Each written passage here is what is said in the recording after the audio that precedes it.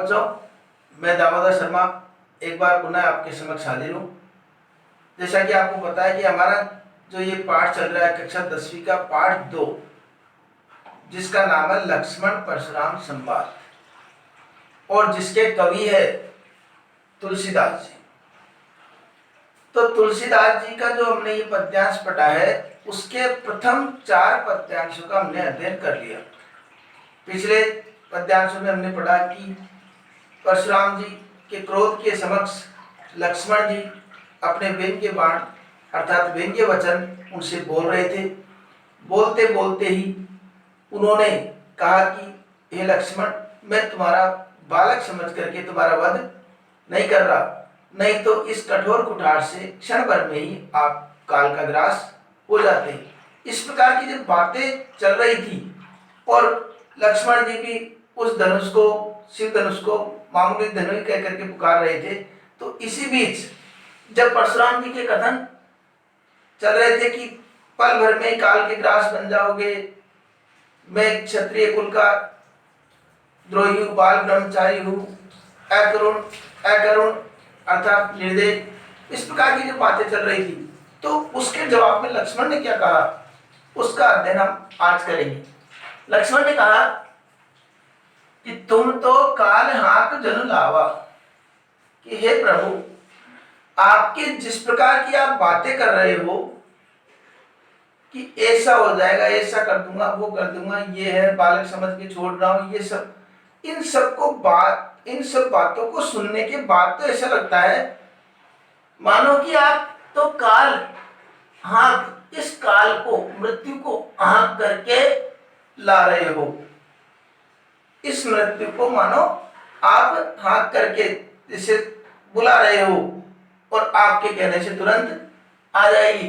बार बार वही लागी बुलावा।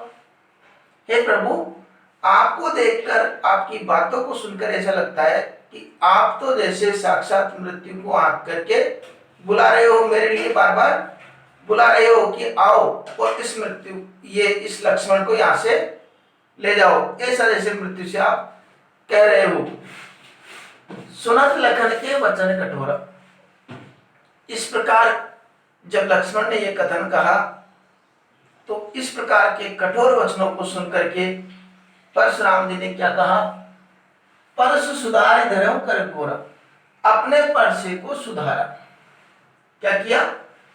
अपने परसे को सुधारा, धर्म कर घोरा, कर का मतलब हाथ में, और हाथ में घनघोर रूप से अर्थात भयानक रूप से उस परसे को धारण कर लिया, क्योंकि मामला अब थोड़ा गंभीर हो चला था। तो अब जनी, और कहने लगे अब जनी देव दोष मोहि लोगु। अब जनी मत, दे देना, दोष मोहि मुझे लोगु, हे लोगों, अब मुझे आप दोष मत देना। क्या कह रहे हैं? परशुराम जी कह रहे हैं कि हे लोगों, अब आप मुझे दोष मत देना। कटुवादी बालक बद जोगु। कटुवादी का मतलब कटु वचन बोलने वाला, बालक का मतलब बालक, बद का मतलब वध करने योग्य, जोगु, बद जोगु का मतलब वध करने योग्य, कि हे लोगों, अब आप मुझे दोष मत देना, क्योंकि यह कटु वचन बोलने वाला बालक निश्चित रूप से वध करने योग्य है। क्या कहा? हे लोगों, अब आप मुझे दोष मत देना, क्योंकि ये कटु वचन बोलने वाला बालक निश्चित रूप से वध करने योग्य है। अब अगली पंक्ति, बाल बिलो की बहुत में बाचा। बालक बिलो की देख करके बहुत में बाचा, मैंने बहुत बचा लिया, इसको मैंने बालक समझ करके बहुत बचाया। किसको? लक्ष्मण को। कौन कह रहा है? परशुराम जी। किससे कह रहे? लक्ष्मण से। क्या कह रहे हैं? कि बालक समझ करके अब तक मैंने इसको बहुत बचाया। अब यह मर निहार भाषाचा। अब यह मर निहार, मरने वाला है, भाषाचा, ये वास्तविकता से मैं कह रहा हूं कि अब ये बालक बचने वाला नहीं है। अब क्या है? ये अब मरने वाला है, बालक समझ करके मैंने इसको बहुत बचाया, लेकिन अब निश्चित रूप से मरने वाला है। तो बाल बिलोक बहुत में बाचा, वर्ण की बार बार आवृत्ति होने के कारण कौन सा अलंकार हो गया? अनुप्रास अलंकार। यहाँ पर वर्ण की आवृत्ति हो रही है बार बार, अरण बालक बिलोकी बहुत बा, इन सब के कारण यहाँ पर अनुप्रास अलंकार हम लिखेंगे विशेष में, और बता दूंगा बाद में। अब इन बातों को विश्वामित्र जी भी वहां पर खड़े खड़े सुन रहे थे। विश्वामित्र जी लक्ष्मण और परशुराम जी दोनों की बातों को सुनते सुनते उन्होंने क्या कहा, क्या प्रतिक्रिया व्यक्त की, वह पंक्ति आ रही है। कौशिक कहा, विश्वामित्र जी ने कहा, क्षमा अपराधु, हे प्रभु आप इनके अपराध को क्षमा कर दीजिए। क्या कहा कौशिक जी ने? विश्वामित्र जी ने कहा कि हे प्रभु आप इनके अपराधों को क्षमा कर दीजिए। बाल दोष गुण गणही न साधु, क्योंकि जो सज्जन लोग होते हैं, साधु का मतलब सज्जन, सज्जन लोग जो होते हैं बाल दोष, बालकों के दोष गुण, इन सब की गिनती नहीं करते, गणना नहीं करते, अर्थात इनको ज्यादा महत्व नहीं देते, ध्यान नहीं देते उन पर। सज्जन और महान व्यक्तियों की क्या विशेषता बताई कि वह बालक के गुण दोषों पर ज्यादा ध्यान नहीं देते हैं। तो ये किसने कहा? कौशिक ने। कौशिक कौन है? विश्वामित्र। अब विश्वामित्र कौन है? विश्वामित्र ये गुरु है। किसके गुरु है? राम और लक्ष्मण के गुरु, जो अपने साथ उनको लेके आए थे। तो उन विश्वामित्र ने ये बात कही। तो इसके प्रत्युत्तर में परशुराम जी ने क्या कहा वो देखिए। खर कुठार में अकरुण कोई, हे विश्वामित्र जी मैं, मेरे हाथ में ये खर कुठार है। कुठार का मतलब परसा, ये परसा है। मैं जो है अकरुण, अकरुण का मतलब करुणा रहित, निर्दयी और क्रोधी स्वभाव का। मैं क्या हूं? मेरे हाथ में एक खरकुठार कठोर परसा है और मैं निर्दयी, अकरुण, निर्दयी का मतलब जिसमें दया नहीं हो, अकरुण का मतलब जिसमें करुणा नहीं हो।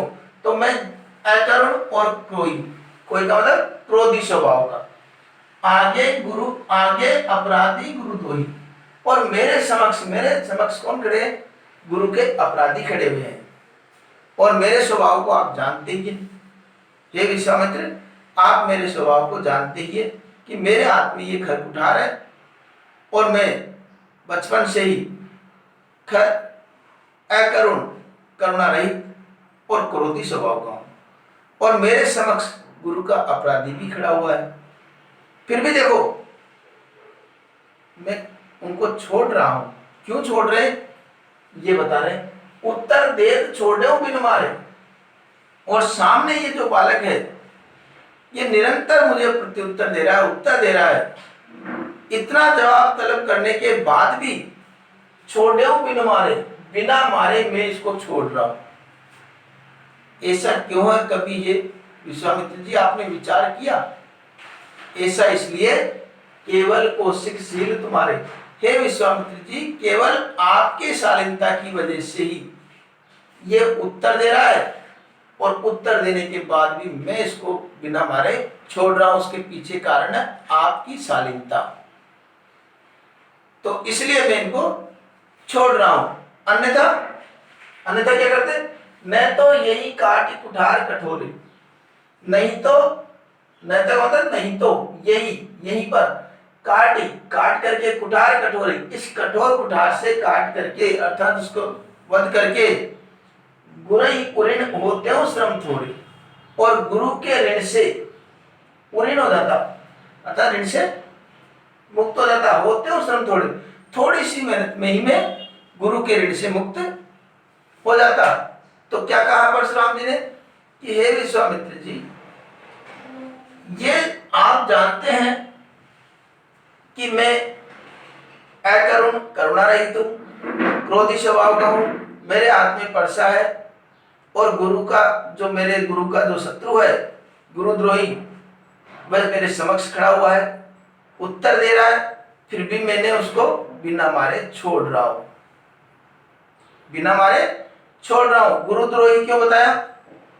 गुरुद्रोही इसलिए कहा गया लक्ष्मण को क्योंकि शिव का जो धनुष था, परशुराम जी के गुरु शिव जी, उन्होंने जो धनुष भेंट किया था उसको भंग किया और उस अपराध के कारण वह गुरुद्रोही हो गए। तो इसलिए उस शिव धनुष का अपमान कर रहे थे, इसलिए लक्ष्मण को क्या कहा? गुरुद्रोही। तो मेरे समक्ष कौन खड़े हैं? गुरु के अपराधी। फिर भी क्यों छोड़ रहे हैं? क्यों छोड़ रहे हैं? उत्तर दे रहे हैं, फिर भी बिना मारे छोड़ रहे हैं। क्यों छोड़ रहे हैं? उसका कारण है केवल कौशिकशील तुम्हारे। हे विश्वामित्र जी, आपकी शालीनता की वजह से ही मैं इनको छोड़ रहा हूं, क्योंकि ये आपके शिष्य है और इस बात को मैं जानता हूं, और आपका व्यवहार काफी मृदु और शालीनता भरा है। उस बात को ध्यान में रख करके ये जो कुछ कह रहे हैं उनको मैं सहन कर रहा हूं और इनको बिना मारे छोड़ रहा हूं। नहीं तो यही काट कुठार कठोरे, नहीं तो इस कठोर कुठार से यहीं पर काट करके इनका वध कर देता और हल्के से श्रम थोड़े सी मेहनत से गुरु के ऋण से मुक्त हो जाता। ये इन्होंने बात की। अब देखो, विश्वामित्र जी ने यह बात सुनी तो क्या प्रतिक्रिया हुई? गादि सुनो कहे हृदय हंसी। विश्वामित्र जी ने इन बातों को सुनकर के हृदय हंसी, हृदय में हंसते हुए, मन ही मन हंसते हुए कहने लगे। ये कह किससे रहे? किसी से भी नहीं, अपने मन में ही कह रहे हैं।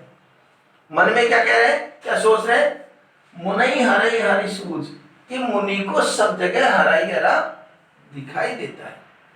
मुनि को सब जगह हराई हरा दिखाई देता है, अर्थात एक तरफा ही उनको दिखाई दे रहा है।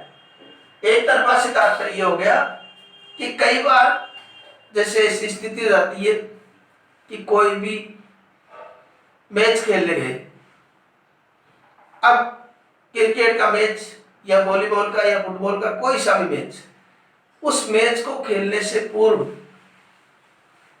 पहले योजना बनती है कि उस मैच में हमारी रूपरेखा क्या रहेगी।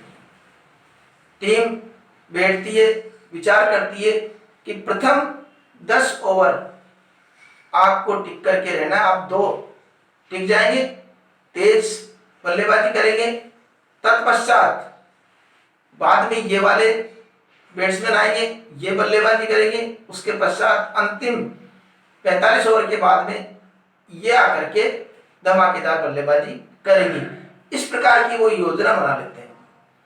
अब योजना बनाते समय क्या, जब मैदान में उतरते हैं तो क्या विपक्ष की टीम उनकी योजना को देखती रहेगी? क्या उन्होंने योजना बनाई कि 10 ओवर तक आपको खेलना है और वह विपक्ष भी कुछ सोच के आया होगा, उसको नजरअंदाज कैसे कर सकते हैं हम?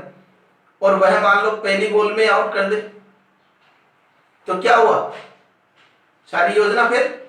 तो सामने वाले को भी कमजोर नहीं मानना चाहिए, उसकी भी कहीं कहीं भूमिका होती है। किसी बात को विश्वामित्र जी भी सोच रहे हैं, क्या सोच रहे हैं? मन ही मन हंसते हुए कह रहे हैं कि मुनि को हराया सुझाव दिखाई दे रहा है। अय मैं खांड न ईख में, अय मैं का मतलब लोहे के समान, फौलाद है ये भी। खांड न ऊख में, खांड बनाने की ईख जो गन्ना होता है, ये कोई खांड बनाने की या शक्कर बनाने की कोई गन्ना नहीं है, ये भी लोहे के समान फौलाद है। कौन? जिनसे बातें कर रहे हैं। किससे बातें कर रहे हैं? लक्ष्मण से। अजब न बोध अबूझ, कि अब तक इस बात को ये जानकर भी अनजान क्यों बने हुए हैं, ये मेरी समझ से बाहर है। क्या सोच रहे हैं विश्वामित्र जी मनी मन? विश्वामित्र जी मनी मन सोच रहे हैं कि समझ में नहीं आ रहा कि जिसको ये साधारण ईख समझ रहे हैं, गन्ना समझ रहे हैं कि जब चाहे जब इसका वध कर देंगे, बार बार कह रहे हैं इसका वध कर दूंगा, ये कर दूंगा, वो कर दूंगा, तो ये जिसको सामान्य ईख समझ रहे हैं वह भी लोहे के समान फौलाद है, वह भी प्रत्युत्तर देने में सक्षम है। और इस बात को ये अब तक जानकर भी अनजान क्यों बने हुए हैं, ये थोड़ा समझ से बाहर है। इस प्रकार की बातें विश्वामित्र ने सोची। कहने का तात्पर्य कि एक तरफा ही क्यों मान रहे हैं कि मैं ये कर दूंगा? क्या सामने वाला जो व्यक्ति है वह उसके प्रत्युत्तर में कुछ नहीं कर पाएगा। वह भी महान शक्ति धारक है। कम से कम इतना तो विचार इनको कर ही लेना चाहिए कि जिसने शिव धनुष को भंग कर दिया वो कोई सामान्य बालक नहीं हो सकते। इस बात को जान करके भी क्यों अनजान ये बने हुए हैं। तो ये हमारी इसकी व्याख्या रही। अब विशेष बात क्या क्या है? विशेष बात में तुम तो काल हाँक जन्म लावा,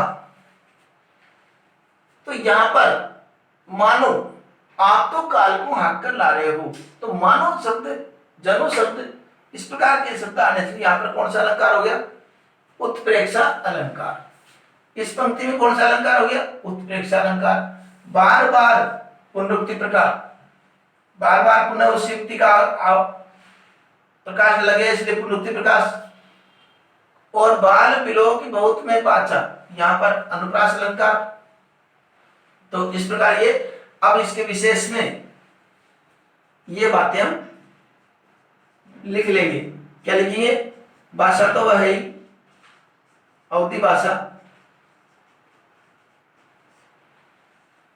अलंकार कौन सा होता है? अभी उत्प्रेक्षा, अनुप्रास,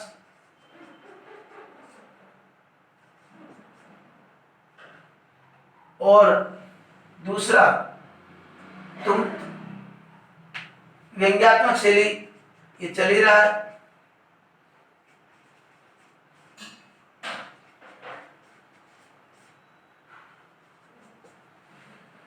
एक छंद, छंद कौन सा है? चौपाई व दोहा छंद, ये इसके विशेष में आ जाते हैं। प्रसंग की भाषा हमको याद नहीं याद है तो पुनः एक बार मैं बोल देता हूं कि प्रस्तुत पद्यांश हमारी पाठ्य पुस्तक सृजन के, हमारे पाठ्य पुस्तक क्षितिज के अंतर्गत महाकवि तुलसीदास द्वारा रचित रामचरितमानस के लक्ष्मण परशुराम संवाद शीर्षक से अवतरित है।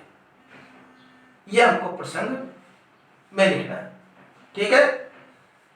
और इस प्रकार हमको व्याख्या के साथ साथ कुछ जो प्रश्न बनते हैं उनके उत्तर भी अगर हमको व्याख्या याद है तो उनके उत्तर भी हम सहजता से दे सकते हैं। जैसे विश्वामित्र ने अपने मन ही मन में क्या सोचा, विश्वामित्र ने महान और सज्जन लोगों की क्या विशेषता बताइए? महान और सज्जन लोगों की विशेषता बताइए कि महान और सज्जन लोग बालकों के गुण और दोष की गिनती नहीं करते हैं, ठीक है। और क्यों शोर छोड़ रहे थे उत्तर देने के बाद भी? विश्वामित्र जी लक्ष्मण को उत्तर देने के बावजूद भी क्यों छोड़ रहे थे? केवल विश्वामित्र की शालीनता के कारण। ये बात, ये कटुवादी बालक बद जो कटु वचन बालक बोलने वाला बालक वध करने योग्य क्यों बताया है? तो उसमें लक्ष्मण के जो व्यंग्यात्मक बाण थे, जो व्यंग्य वचन थे, उनको सबको आधार मान करके उन्होंने ये बात कही है। तो यहां पर गुरु का अपराधी क्यों कहा गया लक्ष्मण को? वो बताया था कि शिव जी का जो धनुष था, भगवान परशुराम जी शिव जी को अपना गुरु मानते थे और शिव जी की कृपा से जो उनको धनुष प्राप्त हुआ उसके जो शिव जी का धनुष प्राप्त हुआ उसके बारे में लक्ष्मण जी जिस प्रकार के वचन बोल रहे थे उनको देख करके उनको लगा कि शिव जी के धनुष को, जो सामान्य धनुष नहीं है उसकी तुलना सामान्य धनुष से वो कर रहे हैं। इन बातों को देख करके उनको लगा कि ये हमारे गुरु के अपराधी है, इसलिए उनको गुरु का अपराधी कहा। दूसरा धनुष में भंग हो चुका था। तो ये सब प्रश्न इसमें बढ़ते हैं। आशा करता हूं आपके ये पद्यांश समझ में आ गया होगा। अगले वीडियो में आपसे पुनः मुलाकात होगी। तब तक के लिए धन्यवाद।